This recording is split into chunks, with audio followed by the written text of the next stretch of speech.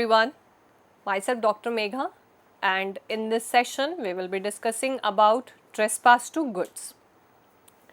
So, trespass, that may be in relation to property, that may be in relation to persons. In relation to property, it may be classified in relation to immovable property and in relation to movable property. Now, in this session, we will be discussing about trespass in relation to movable property, that is considered as trespass to goods.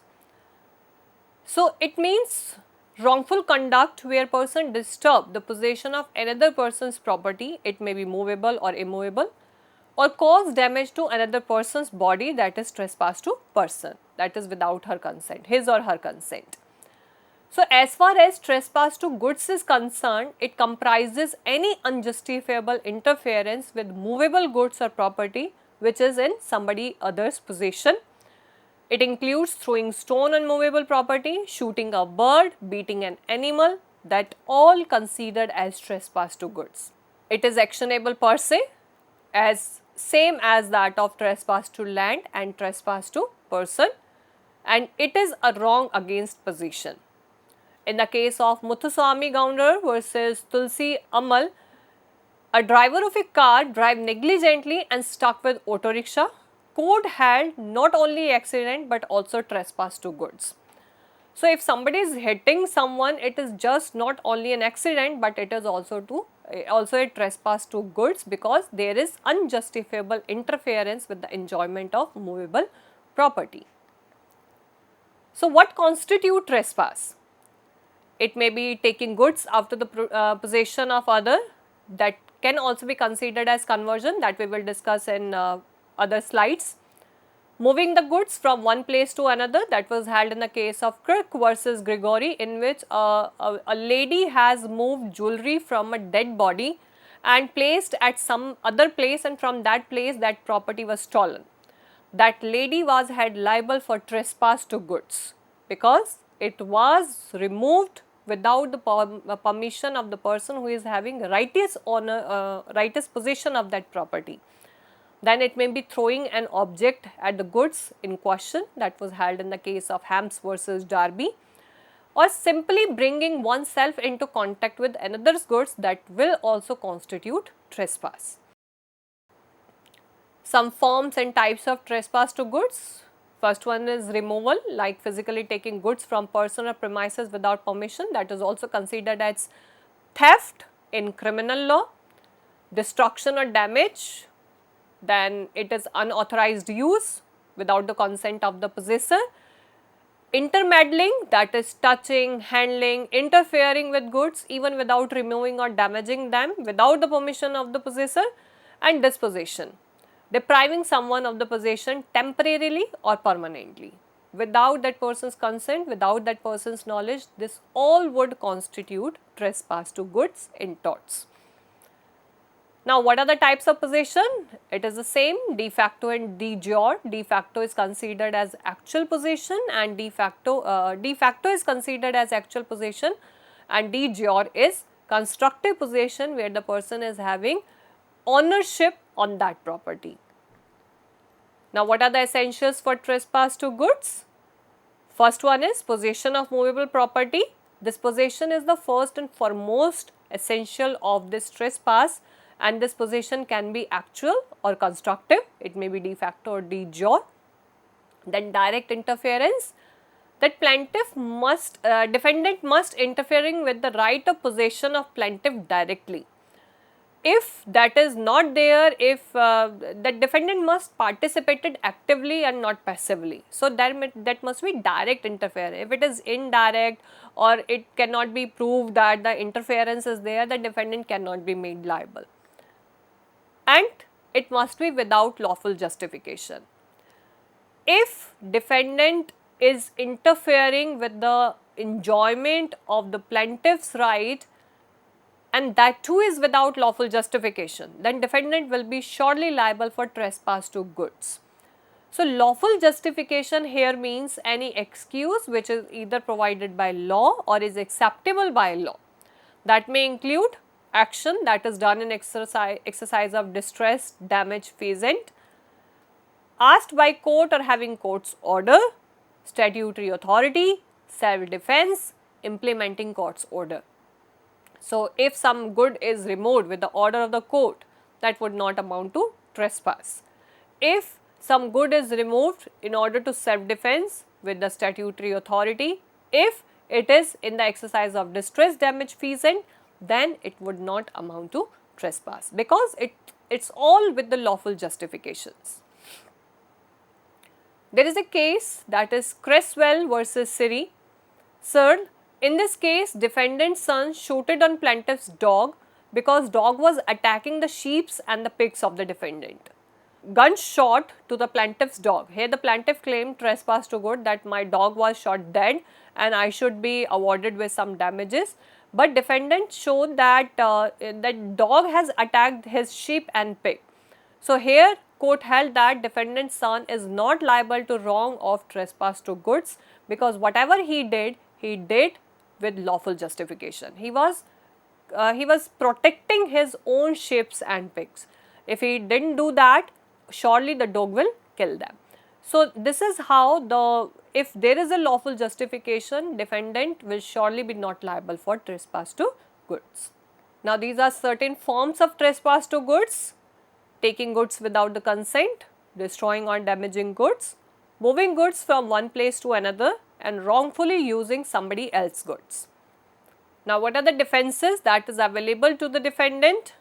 First one is that it is authorized by party.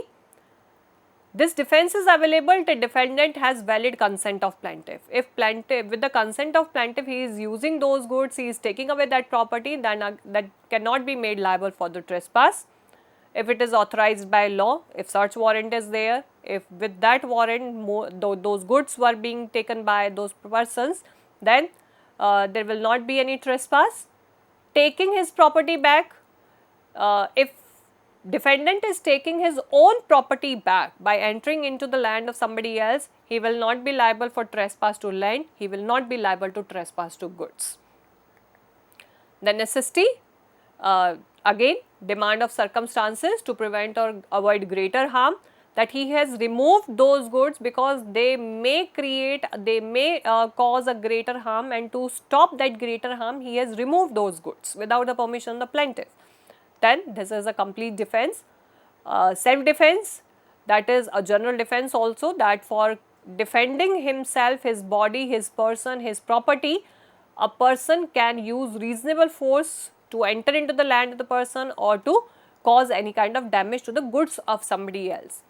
And the next one is right of lien or retention, that is also given under contract, that unless and until his own property is handed over to him, he can use this right of lien, that means right of retention. He can retain the property of the plaintiff unless and until his property that is in the possession of plaintiff is handed over back to him.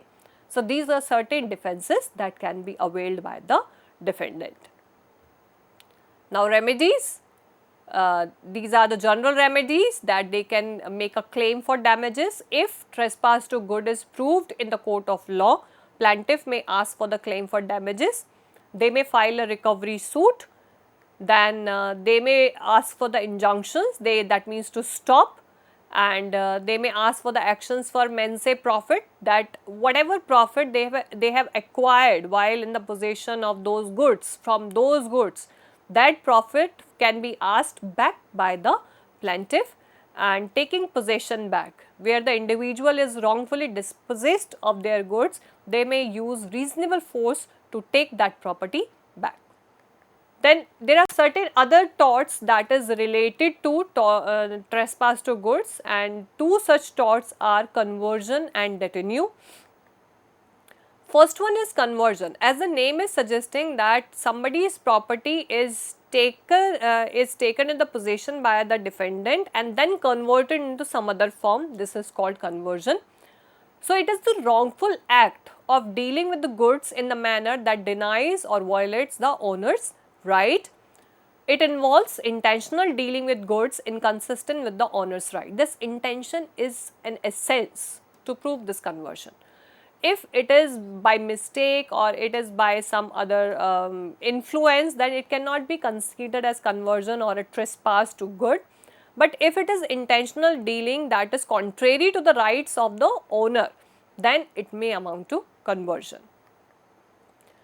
Essentials: that plaintiff has ownership or right to immediate possession. If plaintiff himself is not having that right of ownership on that property, he cannot claim for the conversion. So, first essential is that plaintiff has ownership and right of immediate possession on that property. Then defendant intentionally interferes in the way that denies ownership. First thing, that he has done intentionally. Second thing, that he is denying the ownership of the plaintiff. He is claiming that thing as his own. That would amount to conversion. And refusal to return goods when demanded. That he took the possession of the property with the permission of the plaintiff. There may be situation, but while asked to return it back, he refused to return it back. He is claiming that property as his own property, then it would amount to conversion. For example, selling someone else's goods without that person's permission by claiming that property as his own, refusing to return borrowed goods, that somebody, that defendant has borrowed the goods from the plaintiff, but when he asked to return it back, he refused to do so, taking possession and treating it at one's own, that he take those property in his possession, now he is claiming that this is his own property, then these are certain examples of conversion. There is a case MS Chokalingam versus State of Karnataka. In this case, respondent, who is Forest Department of State Government, purchased rosewood from petitioner, and respondent refused to pay for the same for 9 years in spite of repeated demand by petitioner. Court held that person liable for conversion, because for the long 9 years he was asked to pay for the same and he was refusing again and again, then he should be made liable for the conversion. Then these are certain modes of conversion. How this conversion can be done? It may be by taking without authority with the intention of asserting dominion over that movable property. Mere taking away of that property would not amount to conversion. If I am borrowing somebody's book and I am keeping that book in possession and I forgot about that borrowing, then that would not amount to conversion, because I am not claiming any authority over that property. It is just by mistake. But if I am intentionally taking somebody's property and claiming my own dominion over that property, then it would amount to conversion. So, first mode of conversion is by taking, then by detention, that taking possession of another's good and refusing to return it back to the rightful owner. Again, just taking the possession of property is not enough for conversion. For example, there is a finder of a thing, something was lying on the road and no owner is there to claim that property, and finder is there and he took away that property and keep in his possession, and he make every possible effort to find the actual owner, but he is not able to find the same, and he just keep that property as his own. Can he be made liable for conversion? The answer would be no, because here the intention was not there to claim that dominion. Again, if owner comes and he asks for returning that property and he refused to return that property, then yes, he will be liable for conversion, because here he is detaining that property. So, this is the second mode of conversion, by detention. So, demand and refusal together constitute the offence of conversion. However, qualified refusal is not considered as evidence of conversion. Then third mode is by sale, that even if individual innocently obtain possession of another's good and dispose of that good either for own or others or for both benefit, he shall be guilty to commit conversion by sale. That again I am taking the same example, that finder is there who is taking the property in his possession and he is not making efforts to find the real owner and he randomly sell that property, then he will be liable for conversion, because he is not making efforts to find the real owner of the property. If he is making those efforts and despite of his reasonable efforts, he is not able to find the real owner, and then property is of perishable nature and he sold of that property, then he cannot be made liable for conversion. And by destruction, willfully consuming or by destroying or by destructing the property, if he destroy that property and refuse the claim of owner, real owner, and change the identity of the property of the plaintiff, then again he will be liable for conversion. There is a case, Richardson versus Atkinson. This is the leading case in this point. Defendant brought out some wine out plaintiff's wine bottle without the permission and mixed it with water. The nature of that product is changed by the defendant, and here in this situation the defendant will be held liable for conversion by destructing of whole bottle of wine. Then this conversion may be by delivery to third person, and it may be by the denial of title. There are certain properties whose title cannot be ascertained. So, if title is denied to which the plaintiff is having the rightful ownership, then again defendant shall be liable for conversion. The remedies which are available with the plaintiff is action for damages, suit for restitution of property, and action for money not received. They can claim for damages, they can ask for the restitution of property to restore back to the plaintiff, and they can file an action for the money that is not received by the plaintiff from the defendant. These are certain defenses that are available for the defense that is authorized by law. If he is authorized by law to convert that property, he is authorized by the plaintiff, necessity, and if the chattel itself belong to the defendant, then these are the rightful defense that is available with the defendant. Then the last one is detenue, which means wrongful detention of the goods after a lawful possession has come to an end. If somebody is taking possession of the goods, but despite of this fact that that possession has come to an end, he has to return that good, he is not returning those goods and keeping those goods in his own possession and refuse to return it back, that will be considered as detenue. For this, there must be lawful possession by the defendant initially, then demand made by plaintiff for return, and he refused to return that property back. So, here that possession is not illegal from the very beginning, it became illegal later on when the demand of return is made by the plaintiff. For example, a person refuses to return rented equipment after lease end, employee refuses to return company laptop after resignation. This will be considered as detenue. It is also the form of trespass to good. For example, in the case of Bansi versus Govardhan, defendant hired a cycle on rent and failed to return it back on demand by the plaintiff. Court held defendant liable for the detenue and to pay rupee 300 on the name of estimate value of the cycle. Remedies that is there in the case of detenue is recovery of specific goods, that plaintiff can ask for the recovery of those specific goods which are in the possession of defendant, which he refuses to return it back. If goods are not in that nature that it can be returned back, then he may ask for the recovery of the estimate value. They may ask for the value of the property if property is not of that nature or not in that position when it was handed over to the defendant. And even if return in damaged condition, plaintiff can't claim for damages caused to good by the defendant. So, these are remedies that are available with the plaintiff.